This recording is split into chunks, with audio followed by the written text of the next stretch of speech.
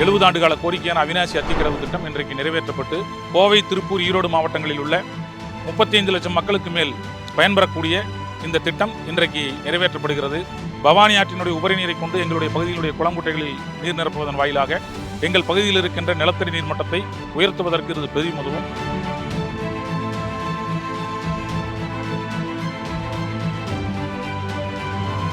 இந்த நேரத்தில் நம்முடைய தமிழக முதல்வர் அவர்களுக்கும் மற்றும் அமைப்புகளுக்கும் எங்களுடைய விவசாயிகளின் சார்பிலே நன்றியை தெரிவித்துக் கொள்கிறோம்.